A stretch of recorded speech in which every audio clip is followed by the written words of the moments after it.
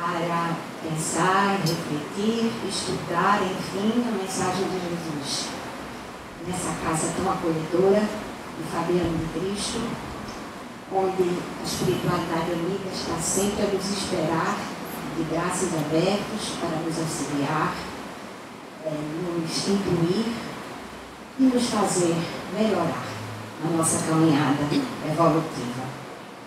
Hoje estamos aqui, Bendito sois entre as mulheres, Osvaldo, que vai fazer a palestra, Graça vai fazer a prece inicial, Jaciara, que é uma mãezinha nossa da Escola Fabiano de Cristo, Escola Espírita Fabiano de Cristo. Então ela vai fazer a prece final. E vamos passar então a palavra para Graça, para fazer a nossa prece. Pai nosso que estás no céu, santificado seja o vosso nome, venha a nós o vosso reino, seja feita a vossa vontade, assim na terra como no céu. O pão nosso de cada dia dai-nos hoje, perdoai, Senhor, as nossas ofensas, assim como perdoamos aqueles que nos têm ofendido. Não nos deixeis cair em tentação, livra-nos de todos os males, hoje e sempre. Assim seja. E assim, com essa prece, vamos passar a palavra para Osvaldo para fazer o estudo da tarde de hoje. Missão dos Espíritas. Como é importante. Boa tarde. Mais uma vez agradeço a oportunidade, a inteligência espiritual, e agradeço a oportunidade dessa casa por essa reflexão coletiva, por esse momento de crescimento interior. Primeiro, a gente deve fazer uma reflexão ao falar sobre missão dos espíritas acerca do que é ser espírita e se é importante ser espírita ou ter missão. E eu quero retomar pela perspectiva da presença do cristianismo entre nós e refletir sobre o seguinte: se nós voltarmos no tempo, vamos encontrar aí o Império Romano abraçando o cristianismo como religião oficial. E aí a gente se pergunta, por que o Império? Volto a dizer, por que o Império abraçaria uma perspectiva religiosa? Qual o interesse? Em espiritualizar seus discípulos, em humanizar os imperadores que por ali passarem? Qual seria o intuito de um império em abraçar qualquer perspectiva religiosa? Vocês acham que seria um interesse político ou seria um interesse religioso? Qual seria o interesse do império? Você pode repetir a pergunta, porque eu não estava ouvindo, rapaz. Qual seria o interesse em um império, né, na questão de abraçar uma perspectiva religiosa? Ouviste? Agora. Muito bem. Claro. Muito bem. Obrigada. De nada. Qual seria o interesse? Certamente para mim não seria de forma alguma religioso. Muito provavelmente político. E aí você começa a pensar, como se forma um império? O que é o império? Qual o propósito dele e como ele se constrói? À base de sangue, sofrimento, humilhação, exclusão daqueles que ele escraviza. É assim que o império se constitui, se constrói, se consolida. Então eu não vou, de forma alguma, jamais nenhuma historiadora ou historiador vai me convencer de que o Império Romano se humanizou, se espiritualizou e acordou para o cristianismo. Isso não vai acontecer para mim, de forma alguma. Respeito quem tentar me convencer aí, mas acho muito difícil. Se fizermos uma leitura a partir do passado, vendo o nosso presente, eu lhes pergunto: que possibilidade de império econômico e político hoje em nossos dias teria, numa relação com alguma religião, de se colocar espiritualmente para essa religião, de se colocar religiosamente para esta bendita religião? Qual seria a possibilidade? O mundo se humanizou tanto assim que se afastou do Império Romano, vocês acham? Quem está no poder se afastou tanto do Império Romano ou reproduz todas as atrocidades e vilanias desse império que passou pela humanidade? Então, amigas e amigos, eu não vou confundir moral religiosa ou um conceito de moral que se construa em alguma casa religiosa com a moral de um império. Até porque o mesmo não tem. Seja o Império Inglês no século XIX, seja o Império Americano hoje, disputando o mundo com uma perspectiva também imperialista com os chineses, não vou me enganar com esses de forma alguma. Que nem com aqueles que servem a esses aqui dentro do nosso país, vendendo o nosso país diariamente. De forma alguma. Você deve estar se perguntando, quem vem a primeira vez ou quem vem sempre, está se perguntando agora: ué, o que é que tem a ver casa espírita com política? Tudo. Não preciso lembrar, mas vou lembrar porque sempre tem uma língua que faz isso. Jesus lutou contra o Império Romano. Esse mesmo que eu estou falando aqui.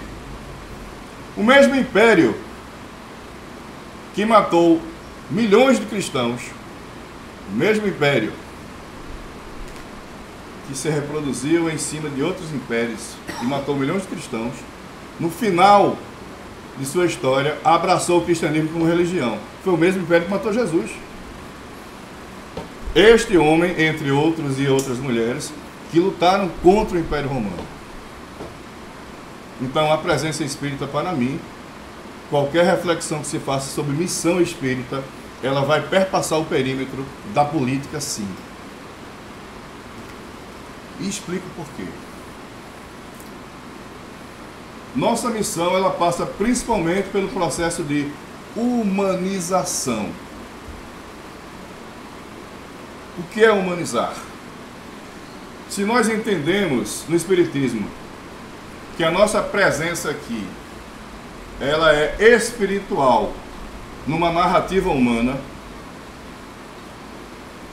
quanto mais humanos nós formos, melhores espíritos seremos na volta à pátria espiritual. Faz sentido para vocês ou não? Então a nossa missão, ela passa principalmente pelo processo de humanização. Repito, quanto mais humanos nós formos, melhores espíritos seremos na volta para a nossa casa espiritual. Então, essa é a nossa grande missão. Mas como você propõe humanizar um povo que vivencia os problemas que nós temos hoje no mundo? Como humanizar esse mundo? Como sensibilizar as pessoas que estão no poder? Como sensibilizar as pessoas que querem chegar ao poder para reproduzir as atrocidades? Como a gente deve humanizar essas pessoas? Eu volto na história mais um pouco, afasto-me do Império Romano, na Idade Antiga, e vou para a Idade Média, conhecida como Era das Trevas, Era do Obscurantismo. E por que era conhecida como Era das Trevas e Era do Obscurantismo? Por quê? O que levou a Idade Média a ser conhecida historicamente como Era das Trevas? O que foi que aconteceu?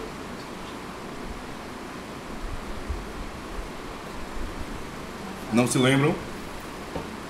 Ou não querem lembrar? Quem dominava o pensamento do Ocidente naquele contexto era a Igreja Católica, mais uma filha do cristianismo. E o que fez essa filha do cristianismo para tantos e tantos cristãos? excluídos socialmente, excluídos do alfabeto, excluídos do conhecimento, excluídos da saúde, excluídos da educação. A mesma coisa que fizeram os impérios passados. Houve uma proibição muito grande sobre a ciência, sobre o conhecimento, e nós, humanidade, nos atrasamos aí pelo menos uns 500 anos. Quantas mulheres não morreram porque era proibido fazer o parto cesariano? Quantas pessoas não sofreram porque era proibido o remédio, o exercício da medicina? Essa era a era do obscurantismo, a Idade Média. Quantos pensadores e pensadores não morreram porque se colocaram contra o Vaticano, contra o domínio católico? Várias. Entre essas pessoas, para quem não conhece o Espiritismo ainda, ou não leu sobre o Espiritismo ainda, entre essas pessoas, o primeiro homem que traduziu a Bíblia na história da humanidade, Jan Hus. Já falei sobre ele aqui em palestras passadas. Jan Hus, 100 anos antes de Lutero, fez a tradução da Bíblia. Era um padre, vivia na República Tcheca, hoje conhecida República Tcheca. Este homem, quando fez a tradução, questionou a prática da Igreja Católica e foi levado à fogueira da Inquisição em praça pública. Esse homem, segundo, e eu acredito nisso, segundo segmentos do Espiritismo, quer dizer, irmã, pode falar. Foi o nosso Allan Kardec, né? Uma de suas reencarnações foi Allan Kardec. E não é coincidência isso. Saindo da Idade Média, depois desse exemplo de amabilidade, vamos para os anos 30.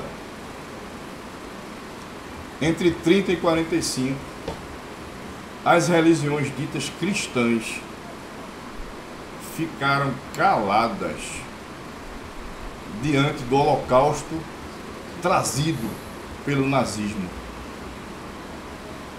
As casas religiosas ditas cristãs silenciaram diante do sangue derramado dentro dos campos nazistas, dentro dos campos de concentração.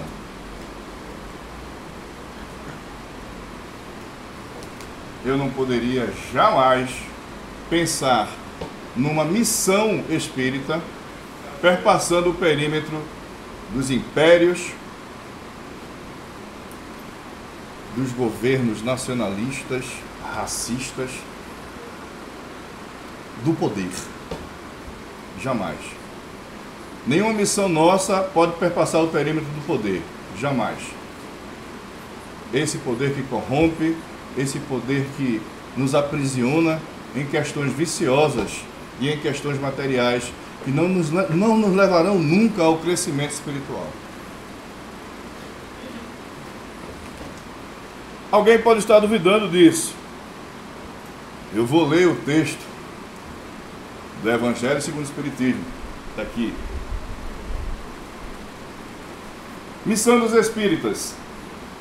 Já não ouvis agitar a tempestade que deve arrebatar o velho mundo e absorver no nada a soma das iniquidades terrenas?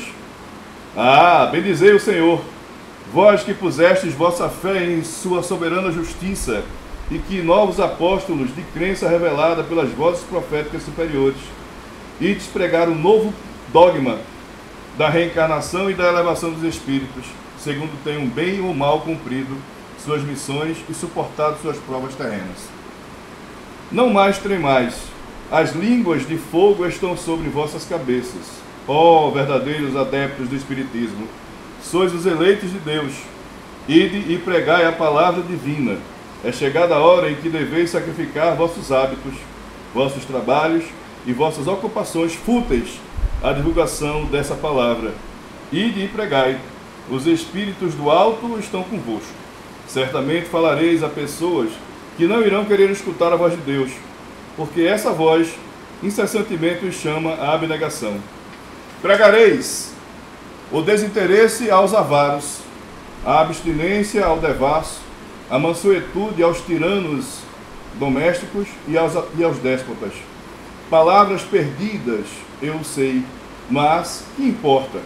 É preciso regar com vossos suores o terreno em que deveis semear, pois ele não frutificará e não produzirá senão sob os esforços reiterados da pá e do arado evangélicos. Ide e pregai.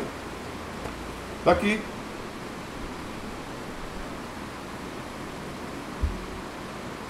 Quem de vós, ou quem de nós, melhor dizendo, está disposto a derramar seu suor nessa árdua jornada?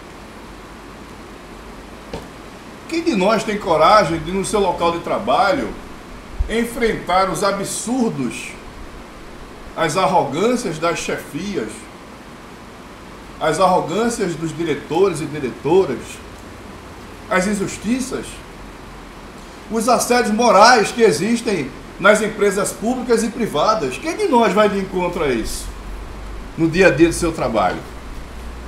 Quem de nós em sua casa vai de encontro dentro da família aos mais ricos da família? Quem de nós enfrenta as injustiças dentro da família? Quem de nós, considerando nossos interesses pessoais, vai enfrentar contradições em qualquer espaço social, de trabalho ou de família? Ou não é verdade que a maioria de nós se cala para não perder seu emprego, para não perder sua promoção, para não perder sua herança, para não perder algumas benesses que aquele meio te dá? O que é que acontece mais? A gente luta pelos injustiçados ou a gente se cala com medo também de sofrer alguma pena? O que é que acontece mais? E está aqui, a gente está sendo chamado para isso e a gente não está fazendo. Por quê? Por que estamos calados?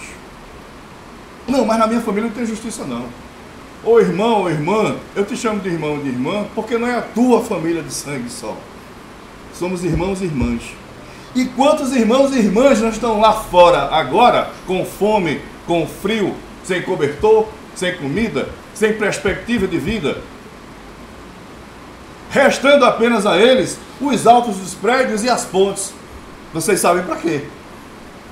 Para aquilo que é escondido no mundo inteiro. Suicídios são ocultados, não se divulga, não se diz, não se fala. Porque os suicídios confirmam nossas mazelas humanas. Os suicídios confirmam nossas exclusões sociais. Os suicídios confirmam nossas não presenças, nossas ausências nisso aqui que está sendo solicitado a nós. Eu sempre tenho como exemplo, e acho muito importante, é uma referência para mim muito importante, desde que eu li pela primeira vez o livro Paulo Estevão. Quem já leu esse livro aqui, por favor, levanta o braço.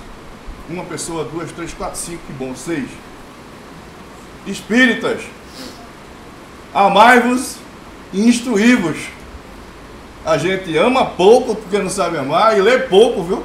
Meu Deus do céu, Senhor Jesus, Jesus da Arimateia. Cadê os espíritas se instruindo e se amando? Cadê, minha gente? São leituras obrigatórias nossas. Paulo e Estevão. Saulo. Quem era Saulo? Um jovem de 30 anos, bonito, sábio, um doutor da lei, de família rica, abastada, extremamente eloquente, perspicaz, sagaz. Um dos principais perseguidores dos cristãos. Foi o braço armado dos sinédrios da vida. Este jovem, muito bem quisto nas rodas das elites judaicas, nas rodas políticas e sociais. Este jovem foi responsável direto pela morte de Estevão. Daí o livro Paulo e Estevão. O que um representava e o que o outro representava. Saulo representava o poder da comunidade judaica dentro do Império Romano. Estevão representava a voz dos excluídos, a voz dos deixados para lá, a voz dos humilhados, a voz dos oprimidos, a voz dos escravizados. E Estevão, diante da coragem de pregação pelas injustiças e sobre as injustiças, questionando-as, claro, ele é levado à morte por apedrejamento. Quem assina a sua sentença? O jovem sobre o qual lhes falei, Saulo. Saulo parte para onde, meu irmão? Damasco. No caminho, na estrada de Damasco. Ele se encontra com quem, meu irmão? E o que é que Jesus diz a ele? Saulo, Saulo, Saulo. Essa era a voz de Jesus. Diga de novo, por favor. Saulo, Saulo, Saulo. Saulo, por que me persegues? Durante 3 dias e 3 noites, depois desse fato, estando cego, Saulo se encontra com Ananias. Ananias teria sonhado, sabemos no Espiritismo que os sonhos são comunicações. Teria sonhado então curando um homem, e o homem era Saulo. Saulo teria sonhado com um homem que veio curá-lo. E quem era esse homem? Ananias. Ananias então cura Saulo dessa cegueira.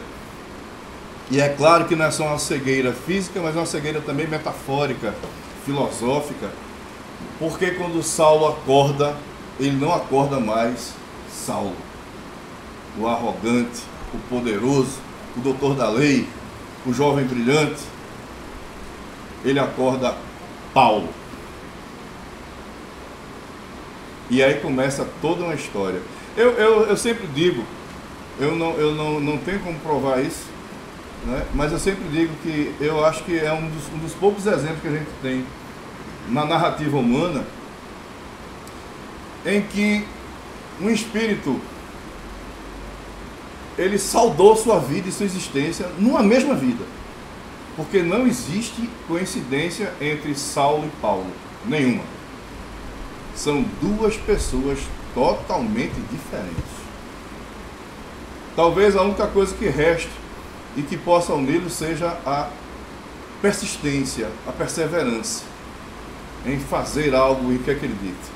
Porque quando Saulo acreditava que o cristianismo era ruim, ele lutou mesmo contra o cristianismo. Quando ele acorda Paulo desse sonho infeliz que ele teve, ele vai lutar incessantemente pelo cristianismo. Na minha opinião, um dos maiores ou o maior divulgador do cristianismo na história da nossa narrativa humana. Ora, o que Estevão fez com a sua coragem de enfrentar o poder da comunidade judaica dentro do Império Romano, Paulo passa a fazer também. Então, eu acho que são 2 exemplos importantes que a gente diz assim, mas quem já fez isso na história? Muitos homens e mulheres fizeram isso na história. Lutaram contra o poder estabelecido. Sucumbiram porque eram poucos, ou eram os únicos. Mas imaginem nós, reunidas e reunidos, contra as injustiças. Seremos imbatíveis. Mas sempre entre nós, a maioria vacila. A maioria tem medo, ou deixa que os medos sejam obstáculos. E meus amigos e amigas, eu não vejo hoje, na minha maturidade, comparando com a minha juventude, eu não vejo hoje tão bem como eu reclamava antes. Como é bom ser vulnerável. A vulnerabilidade nos faz crescer. Porque ela nos ensina a não deixar que os nossos medos sejam obstáculos. Vamos pegar um exemplo bem infantil. Estávamos nós no passado, eu, tu, Cordeiro, Robson, estávamos nós no passado, nas nossas festinhas. Aquelas festinhas. Festa de bairro, festa de rua, festa de garagem. Ou não, ou era só eu que estava lá? Só eu sou o velhinho aqui. Francamente, rapaz. E aí tá lá, os meninos e as meninas. Aí vai tu. Aí Robson, vai tu, Oswaldo. Não vou não, tô com medo. Só ia dançar quem fosse. Ou então você ia pra casa dizendo, e aí, como é que foi? Eu fiquei lá em pé, a gente conversou muito, foi tudo certo. Voltaria sem história para contar. Mas aquele corajoso, não tinha aquela barba naquela época, foi lá. Encarou seus medos. É um exemplo infantil. Peguem esse exemplo e vão para os seus passados, suas vidas.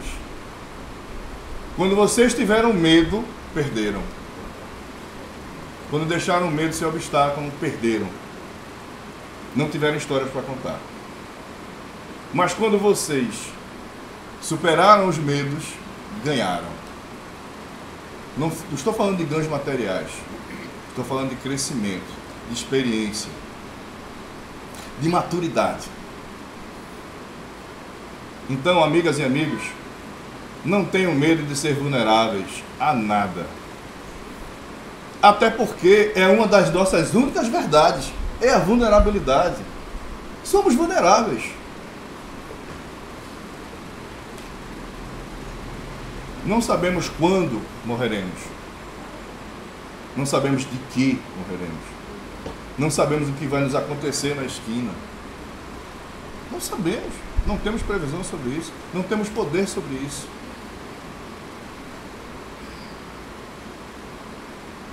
Somos vulneráveis. A estabilidade é um mito. Não existe estabilidade. Não, se eu tiver um bom emprego, eu serei uma pessoa estável. Será? Não é o bom emprego, não é o bom salário, não é a boa casa, não é a boa família que vai te dar estabilidade. Sempre seremos vulneráveis. Mas, dentro dessa vulnerabilidade, se nos colocarmos com coragem em busca da nossa maturidade, se refizermos nossos caminhos, construindo o que é mais importante, o nosso interior, fortalecendo o nosso espírito, essa vulnerabilidade, ela será para nós quase nada. Mas enquanto olharmos para ela e fizermos dela a nossa deusa, nós não seremos bons espíritos ou espíritos melhores. Porque sempre encontraremos um motivo material para justificar a nossa falta de atitude diante das coisas. 5 policiais ali batendo no menor ou no homem.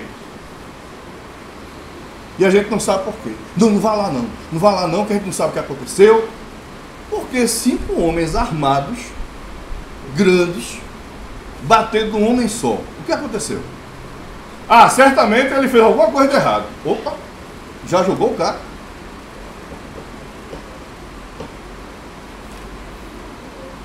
Quantos romanos bateram em Jesus?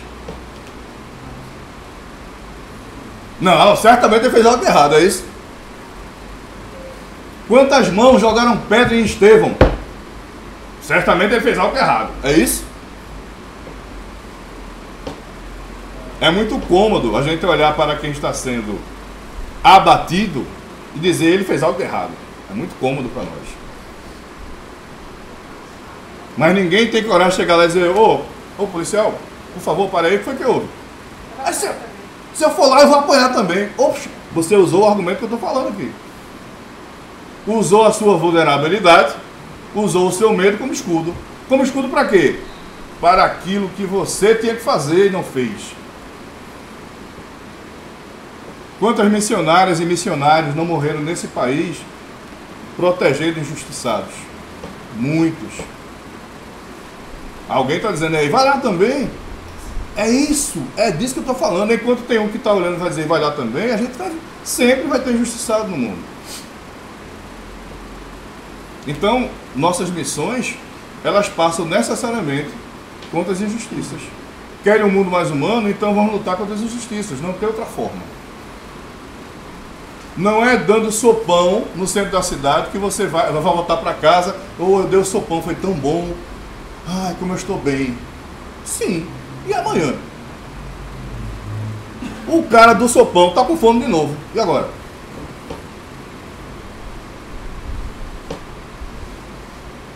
Como é que vai ser? Não, a gente andou com o carro pela cidade, deu banho nas pessoas que moram na rua, como é? Deu escova de dente, não sei o que, toalha, tá tudo de banho tomado. E eles vão dormir onde? De banho tomado. Onde esses que tomaram banho no carrinho da prefeitura vão dormir? Na rua, de novo. Aí daqui a 15 dias você veio para dar outro banho, é isso? Pronto, fez o trabalho social, ótimo. Muito bom. Você manteve seus irmãos na mesma situação. É o que você está fazendo, só isso. Não resolveu. Não mudou o paradigma deles. Não mudou o cotidiano deles. Continuam sendo excluídos, injustiçados, humilhados, afastados do convívio dito social.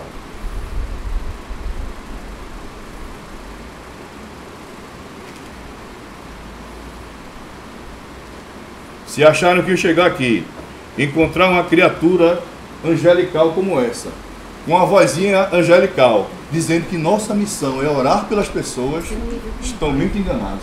Ótimo, eu quero vê-la com raiva, isso mesmo. Estão muito enganados. Não é disso que a gente fala sobre missão dos espíritos.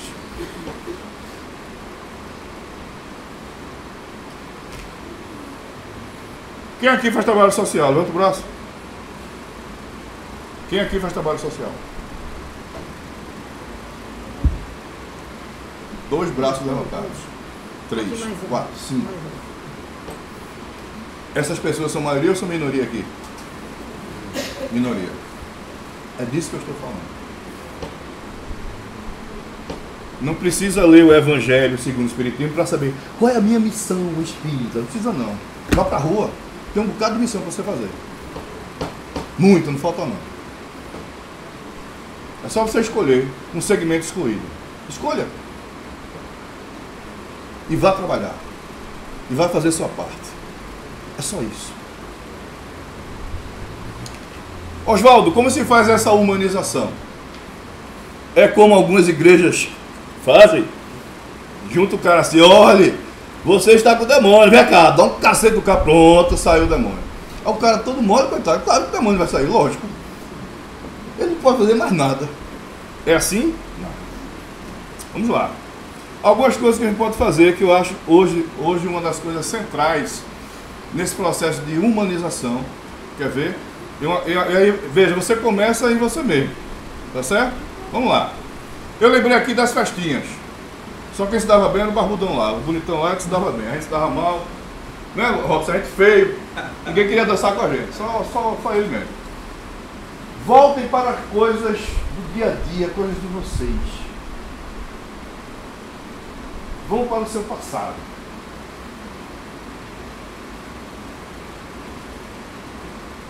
Eu gosto muito, no meu passado, daquela parte que a gente ia para a escola. Alguns remelentes, uma preguiça danada de ir para a escola e é quase dormindo. Outros mais espertos, vão para a escola. A mãe ou o pai dizendo, vá para aprender a ser gente. Né? E a gente indo para a escola. Eu gosto muito de lembrar dessa parte, porque eu acho que é importante a gente lembrar que levava a gente para a escola. Que levava o homem para a escola antes de chamar. Como a gente era levado para a escola. Como era o teu cabelinho na época. Aquela meinha levantada, tênis conga. Era conga ou era pichute, né? Conga. Primeiro foi o Conga. Foi o conga. Depois passou a ser Pichuto. Pichute. As meninas com as Maria Chiquinha, né? A gente um pouco mais organizado, tinha um terreno que era de meio de mantelado mesmo, mas ia lá, mas vai, embora mesmo assim, né? Olha só que cena fantástica. Tua mãe, o teu pai, o teu avô, tua avó, o teu irmão mais velho, te levando para a escola. Lembrou? Quem te levava para a escola? Quem te levava para a escola? Você ia sozinha? Essa mãe ainda. Já nasceu com Bom, Sua avó levava para a escola todos os dias. Saudade? eu Ia ia sozinha. sozinha. Independência. Já nasceu? É fácil. Era Ó, oi? perigo nenhum na época. Sempre mandar. Eu quero falar sobre isso. Já vai conversar sobre isso. Robson, o que é legal? Minha mãe, né? Tua mãe? Bora! Bora! Era dele. Robson ia da barra, ela ia da barra. Era eu e mais 5. Jesus Cristo, uma fila. E aí, meu irmão, o que tu levava para a escola? Sozinho também? Tá, vai para o seu pronto. Tinha algum perigo na época? Tranquilo. Barbudo, o que tu levava? Mamãe. Agora um bicho desse tamanho, vê? Vamos, meu filho. Tua mãe te levava? E até hoje me leva se deixar. Ótimo, ótimo. Vamos ver quem levava cordeiro. Cordeiro, quem te levava para a escola? Quem te levava para a escola? Minha mãe no começo, depois comecei a ir sozinho. Aí sozinho. Sem violência, né? Esse contexto de vida nos dá saudade ou não? Dá saudade da gente.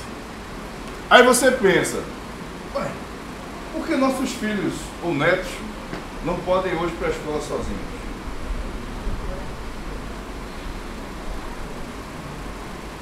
A resposta na ponta da língua, a violência. E o que gera a violência? O que produz a violência? Ela nasce, brota do chão assim, é isso? A violência é produzida. Ela não nasce. Ela é construída. Ela é fabricada. Se a gente entender quem fabrica e como fabrica e onde é fabricado, a gente consegue combatê-la. E consegue trazer esse mundo do passado para nós. Um mundo em que os muros eram baixos. Aqui alguns jovens não vão entender isso. Como assim, muro baixo de casa? Ui. A gente saía de casa assim, era só pelo muro. Nem passava pelo portão. Estou mentindo? Muros baixinhos. Era seco. Às vezes nem tinha muro. Era seco. Seco. Daí veio o lar cerca. É um assunto posterior. Esqueça esse assunto. Mas vejam só. Cercas baixinhas, muros baixinhos, às vezes não tinha muro, não tinha grade. Dormia na rede com o babé. Dormia na rede ali com ventinho. Porta aberta, janela aberta. Hoje você dorme na rede, levam rede, casa e tudo. Você se acorda onde estou. Já levaram você. Esse mundo, é possível que a gente resgate esse mundo? Eu não gosto muito da palavra resgate. Mas eu acho que é possível que a gente desconstrua o mundo da violência para permitir que o passado se coadune com o nosso presente. Passado e presente se abraçando, se confraternizando, se encontrando, se celebrando. Olha que coisa maravilhosa seria. Mas enquanto nós deixarmos que os nossos medos, que a nossa vulnerabilidade nos vença, esse mundo não será construído. Quem se lembra aqui de raspa-raspa? Aquele geladinho. Deixa eu ver se essa pequenininha sabe o que é raspa-raspa. Sabe o que é raspa-raspa, bebê? Sabe? Que coisa boa. Oi? Ainda tem. Ainda tem raspa-raspa por aí? Difícil de encontrar, vai ter. Na praia. Lá vem aquele homem suado, com a carrocinha. O paninho aqui no ombro era o mesmo do suor, viu? Enxugava o gelo. Tudo base e raspa-raspa também. Não se esconda não. Era o mesmo paninho. Certo? O mesmo paninho. Lembraram, não foi? Todo mundo lembrou agora. Ó. Era o mesmo paninho. Certo? Ouviu, não foi agora, né? Tá vendo? Aí falou raspa-raspa, ela, opa! O passado mexe com a gente. E a gente, essas lembranças, elas são imprescindíveis na nossa vida hoje. Nossas memórias vão nos salvar da loucura, do estresse, da depressão. A doença do século, né? A depressão.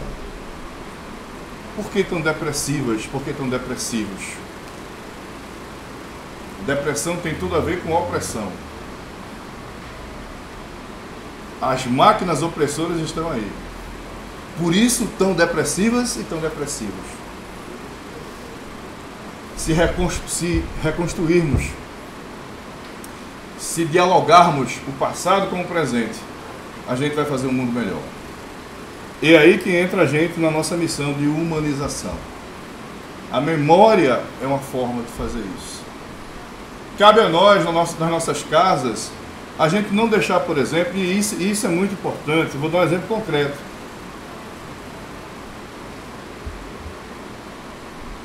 As novas tecnologias.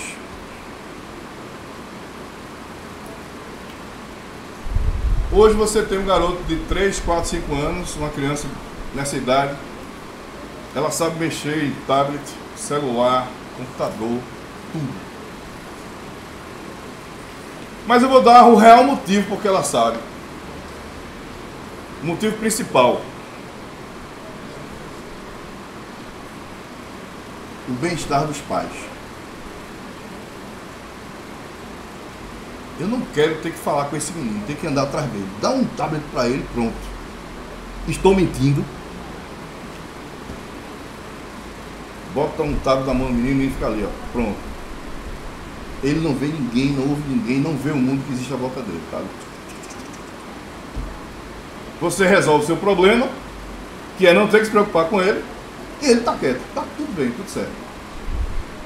O mercado consumidor, né, adora isso, opa, tá perfeito, pronto. E você tem, quando você chegar em shopping em algum lugar, você não vai ver as crianças num brinquedo. Você vai ver as crianças com alguma ferramenta digital na mão, usando incessantemente, não para nem para comer.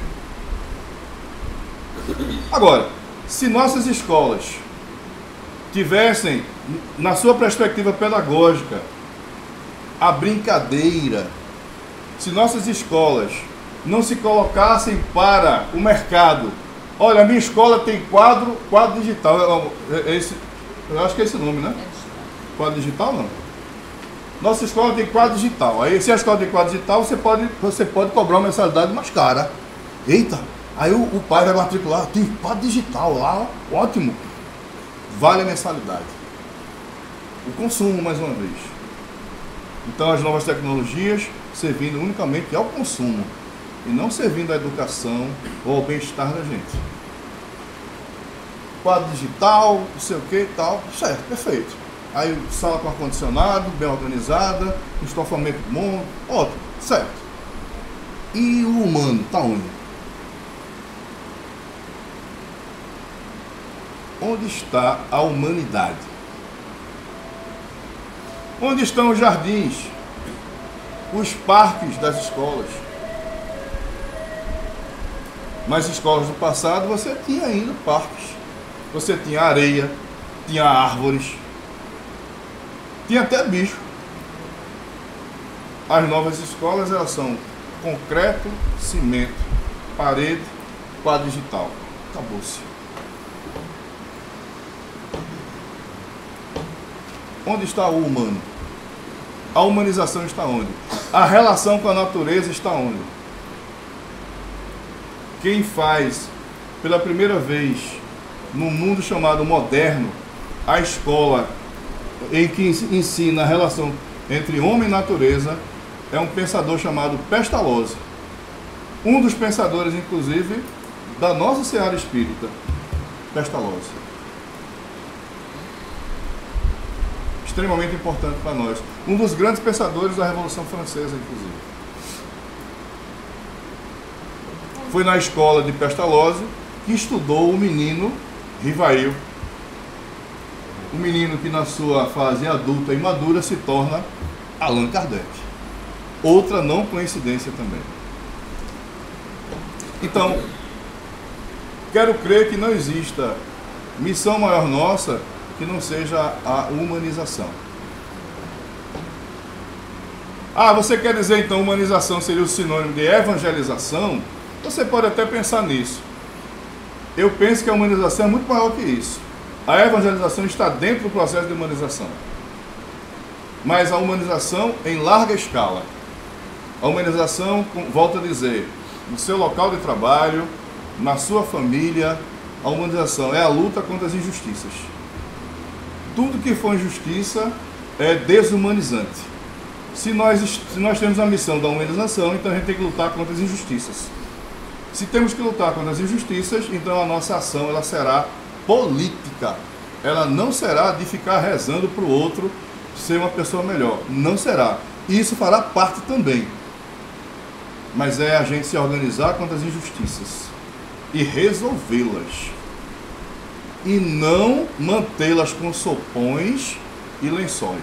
De jeito nenhum. Respeito essa casa e qualquer casa que faça esse trabalho. Mas eu acho que não é só esse trabalho e não se deve parar por aí. Termino nossa reflexão coletiva com o seguinte. As casas espíritas, elas precisam avançar na presença dentro das comunidades. Na minha opinião, as casas devem se constituir enquanto escolas. Quer humanizar a sociedade? Vá para a escola. Uma escola com novos paradigmas pedagógicos, uma escola com novas filosofias pedagógicas, uma escola na perspectiva nossa de humanização e evangelização. Então, funde escola. Essa casa aqui devia ser uma escola aqui dentro. Cotidiana. É escola pública? É privada? Não sei. Mas com certeza é uma escola que se volte para as comunidades mais carentes, com certeza. Se vai ser R$10 a mensalidade ou zero, é outra história. Mas que a gente faça escolas. Não se tem transformação social sem escolas. Escolas com novos paradigmas. Eu não quero escola que esteja disputando vestibular. Eu não quero escola que esteja disputando não sei o quê. É escola para disputar o humano. Queremos o vestibular da humanidade. Queremos passar na humanidade. Queremos o Enem da humanidade. Eu não quero o Enem. Pessoal, o Enem não deveria nem existir. A obrigação do governo era dar universidade para todos os nossos jovens. Todos e todas. Mas eu pergunto, quantas negras e negros nesse país nunca entrarão na universidade? Quantas jovens, quantas meninas negras, quantos meninos negros nunca entrarão nessa universidade? Nunca se formarão. Porque faz parte do sistema econômico vigente manter gente sem universidade para servir como empregada doméstica, como mecânico, nos chamados subempregos. É assim que esse sistema se alimenta. É assim que ele vive e se constitui. Se constitui de injustiças. Sobrevive de injustiças. Quer missão espírita? Vá de encontro às injustiças. Humanizar esse mundo é combater as injustiças. E só se combate o mundo de injustiças com escola, formando novas mentalidades, novas pessoas, novos humanos, com paradigmas realmente humanos, de respeito, sem preconceito. Essa é a nossa missão. Não vejo de forma alguma, e não é só porque eu sou professor, não. Pegue a história do Espiritismo, reflita sobre os pensadores e pensadoras do Espiritismo, e vocês vão encontrar pessoas voltadas para a educação e pessoas da educação. Quem não se lembra ainda, ou quem não sabe, Allan Kardec, cientista, educador, professor, dono de escola. Pestalozzi, professor, dono de escola. Se fizer uma revisão em outros nomes, vão encontrar exatamente isso. E sabemos, como no Espiritismo, para fechar, que o Espiritismo é uma casa pedagógica, nos ensina a viver de novo, a sermos pessoas melhores. Isso é pedagógico, é cotidiano. A educação é o grande vetor da humanidade. Então, esse espaço aqui deveria se transformar em escola, como toda e qualquer casa espírita.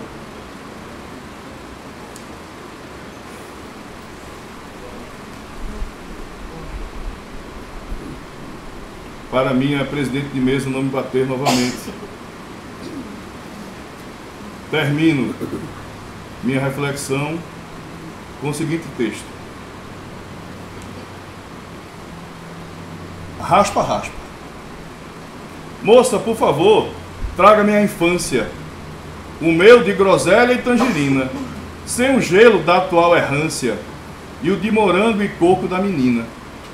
Mas não esqueça o paninho no ombro do cansado vendedor, encharcado de suor e de carinho, entregando raspa-raspa com amor. Não esqueça os baixos muros das casas, as conversas vagarosas nas calçadas e o barulho agradável das brincadeiras. Traga-me ligeiras com muitas asas as lembranças tão bem amordaçadas pela velocidade lucrativa das caldeiras. Olha que a industrialização nos levou, gente. Levou a nossa infância. Levar a nossa infância é levar a nossa humanização. Devemos reconstruir esse processo. Formarmos novas crianças para novos adultos fazerem um mundo melhor para nós. Muito obrigado. E que a gente possa encontrar novamente em nova reflexão e que eu tenha trazido alguma contribuição para nós. Obrigado pela atenção. O nosso passe será coletivo hoje. Então vamos nos concentrar, vamos elevar o nosso pensamento e vamos tomar o nosso passe. Passo a palavra para Jaciara, que vai fazer a prece final. Vamos elevar o nosso pensamento a Deus, pedir por todos, agradecer por mais essa tarde de ensinamento, com a oração que Jesus nos ensinou. Pai nosso que estás no céu, santificado seja o teu nome, venha a nós o teu reino, seja feita a tua vontade, assim na terra como no céu. O pão nosso de cada dia nos dai hoje, perdoai as nossas ofensas, assim como nós perdoamos a quem nos tem ofendido. E não nos deixei cair em tentação, mas livrai-nos do mal, assim seja. E assim, com essa prece, encerramos os nossos trabalhos e vamos em paz para os nossos lares.